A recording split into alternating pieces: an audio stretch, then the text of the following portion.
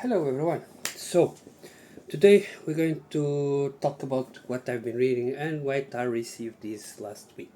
So, in terms of reading, I've been reading one book, well, two, but so let's start with that. And on that note, if you have read something I mentioned, or you want to read me, want me to read something, please do tell me.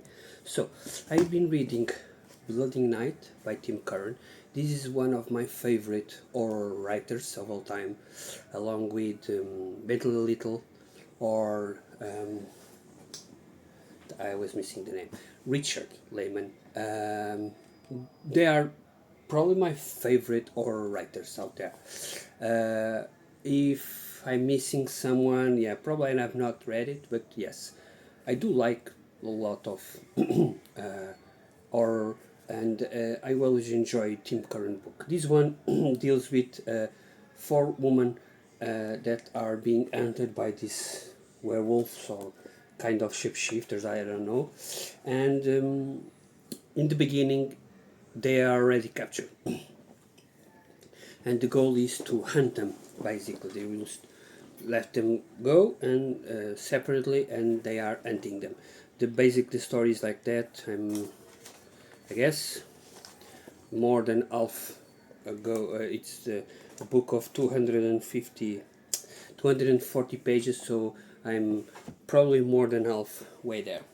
The second book I'm reading, and one that made me well buy several others from him, is an author that I bought several books. I don't know, around five or six, but I've not read it. And today, after reading five books in horror all in one go, I said I want something different. I want some sci-fi, and so I grabbed this one, and I'm reading, and I'm loving. I'm really enjoying the book. It's called the Ensalados Mission by Brandon K. Morris. Brandon K. Morris is a German astronaut or something like that, or a German physicist, astrophysicist. I don't know. He is something that deals with stars and so on. And almost all of his books that he writes, he writes about sci-fi and stuff that may or may not happen. It's like an art sci-fi. I don't think that's hard as other books that to, not enhance but de-hance. I don't know if that's the word. It may decrease the value of the story because it's too technical and may put off some people. Here there are some stuff related to art sci-fi, like he's talking about stuff that happens on the ship that needs this calibration and this helium and this and it may be a bit too technical for people like me, but for example myself, what I do is I try to investigate. So I investigate about the Enceladus mission, not mission, but Enceladus, the moon. I investigate a bit about the travel, and the vast majority of Goodreads and Amazon reviews is that the book is well written in terms of science. If it may be a bit lacking on characters, plot, that's another stuff. But in terms of science, it makes sense. I guess the best comparison I have is Stephen Baxter. But I'm enjoying this. There are four novels on the series. There are a lot. He writes a lot. When I mean a lot, I mean a lot.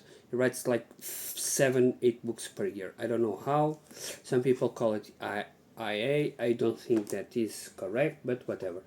And one thing I noticed is that afterwards, in the end of the book, he gives some blurbs on the next books that he wrote, and then he gives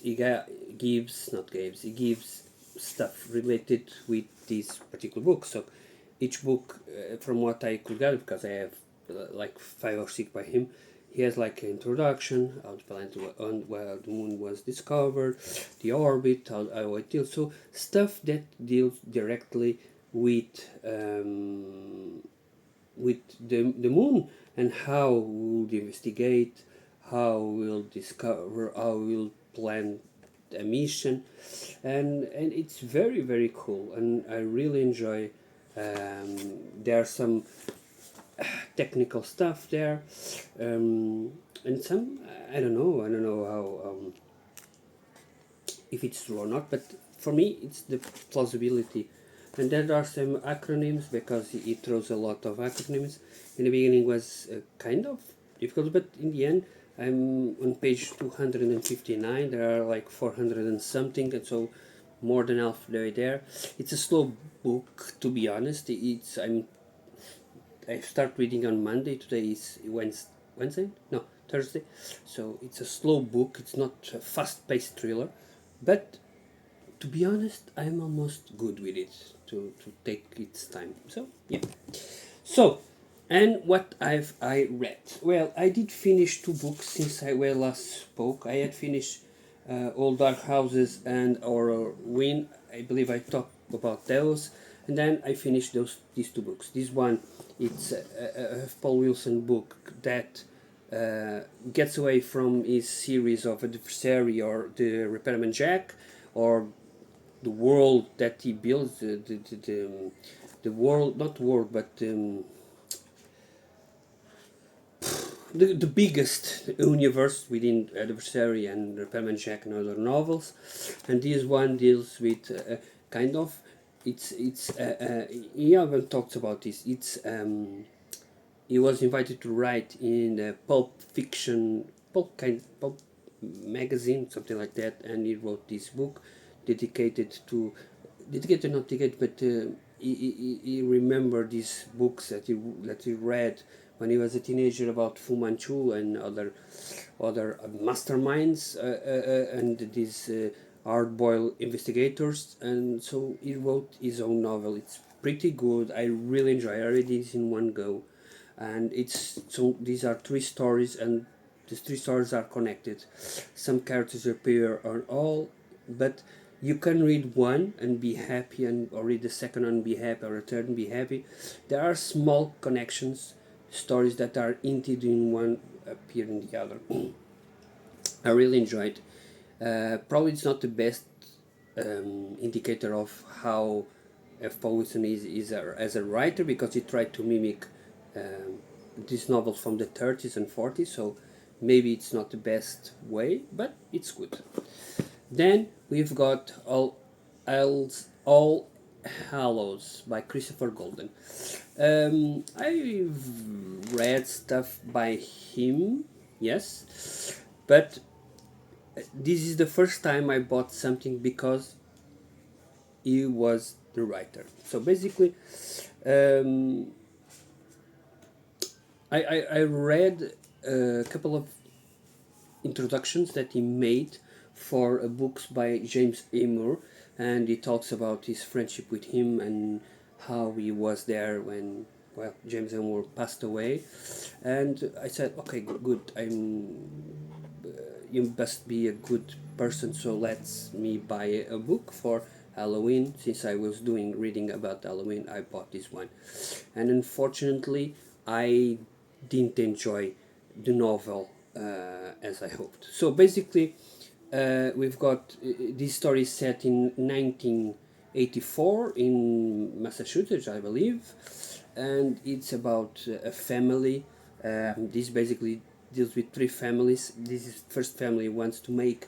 They are going away from this neighborhood, so they want to make an Halloween party that, as they usually do. But this one is going to be the biggest one. And so the first part of the book is talking about that and introducing the characters and so on. Second part of, we have now the family that is having some marital problems with a couple of kids, and then we've got the several other characters dealing with other families that they are somewhat connected with these two families. Either they are best friends, either they are friends, and so on. And what I didn't enjoy about this book. So, uh, and I made a post about in Goodreads about this, and it pains me that I have to do this, but I'm sick of it. And if before I would, well, roll my eyes, but whatever.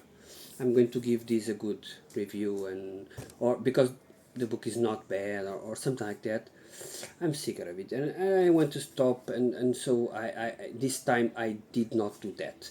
So basically, this book, as again, it deals in 84, so things were different then, and the author, this book was written in 2023, so in the midst of this woke nonsense that is being plaguing America. Uh, I've nothing to do with liberties and so on. To be fair, I don't care if people are white or black or gay, or I don't care. Okay, if you introduce me a character that is gay and it's good. If the character is well written, good. If the character is not well written, it's just there to make a presence. Okay, I support you. Let me put here this character that, well, it's boring. To me, that upsets me. Or if you make a black character and just say, okay, those neighbors are racist and whatever.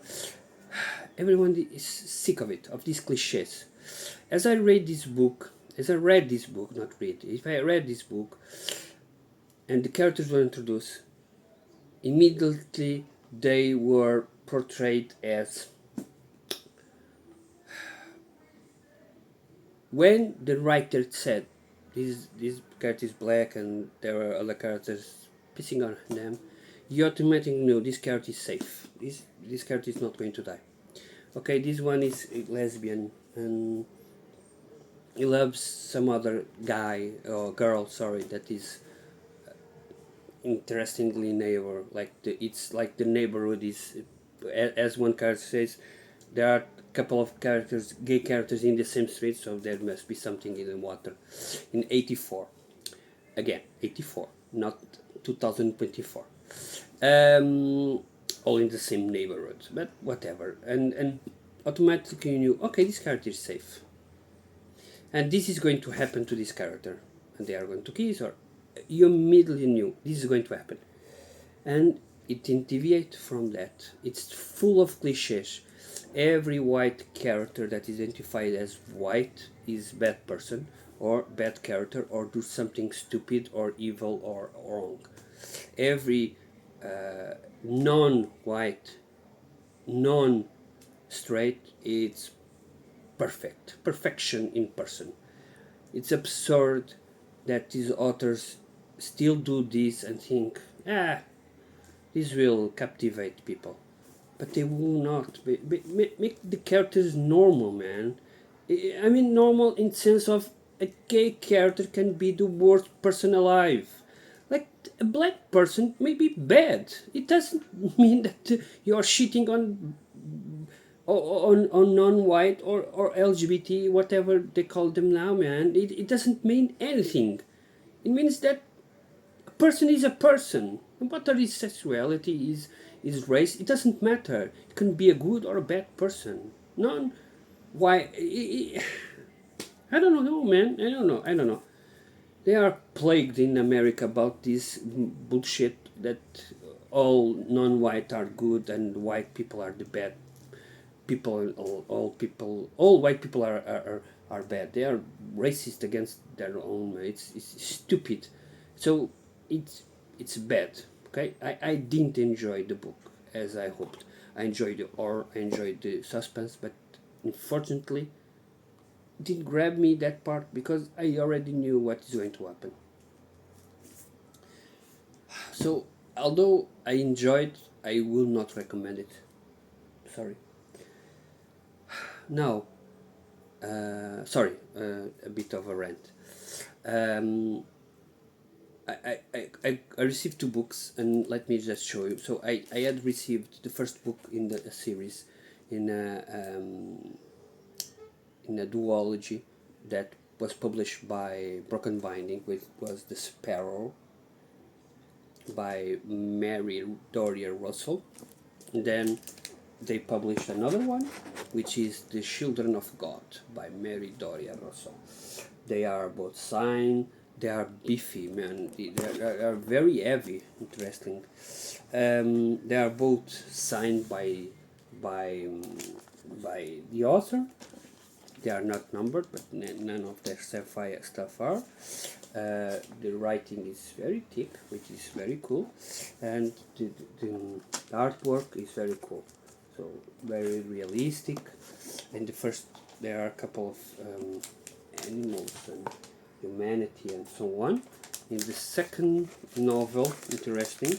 That's something that I wanted to read this novel because of this, because I found this most interesting. In the second novel, the artist didn't put any human, so as you can see there, they're animals or I don't know. And here we've got two animals fighting. Really enjoyed because it has father and so on, so I guess there are human hybrids somewhere. Dr. Moreau, I don't know. I will eventually read it. Probably not today or tomorrow or afternoon and next few years, but I will read them. It's one of the sci-fis I'm waiting to read. Then I received another book. This one is by Leviathan Press. I already have two other by them, The Store and the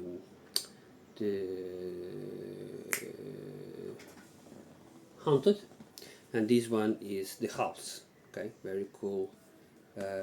Slip Disc edition, dry cut, very heavy. The book is, well, the artwork is pretty good. I really enjoy this one. It's by Dirk Berger. It has introduction by Keelan Patrick Borg, and it has its signature of Bentley Little. Bentley Little is one of my favorite writers. I had decided in the first not to buy this book because this was one of my least favorite books by Bentley Little, but I had to get it. I almost love all of his books, and for example, The Resort, I have read it like several years ago, and I gave it 3 stars, and then I reread it last year, and I gave it 4 stars. So one of the issues that I noticed, that's why I don't read as much today, is because Bentley Little is a formulaic writer. He writes about stuff. It's stuff, normal stuff, but then he gives it a twist or give it some supernatural stuff like the store or the association, the house. Everything is like the something, and then something evil appears, the MV, and so on. And one of the things I noticed is that I was reading too much of him, and I guess that that's not the correct way to read, because as you read more and more and more, all the stuff gets blended in your mind, and probably, okay, I've read this. So that's why I stopped reading as much as I read, so I'm reading one per year or something like that. The artwork here is pretty cool. I really enjoy it. It's black and white, so nothing really that fancy. The book is quite expensive. To be fair, it's around $100, $150, or I don't know, because I bought in euros, and for euros it's a bit more. I'm waiting for the Ferryman as well. I bought it and I'm waiting, and I guess, not guess, but I want to say they are going to do 2 more books by Bentley Little at least, and one of these is The Resort. I don't know about the other one, and I will probably get it. And I did receive today something, so I've been craving some horror and some sci-fi mixed together, and last week I got all of them, but only this one arrived at my home, which is the Alien Omnibus, the books that deal with stuff, books that link with the story within the Alien movies. This one has 3 books, which is Earth Hive, Nightmare Asylum, and The Female War, um, all written by Steve Perry. There are 7 omnibus editions published by Titan Books, and I'm going to get them all. And also, in the same note, I did get the also by Titan the book, the only omnibus edition that exists for Predator. This one, which has Concrete Jungle, Cold War, and Big Game. These ones are written by. So, the first one was written by Nathan Archer. The second one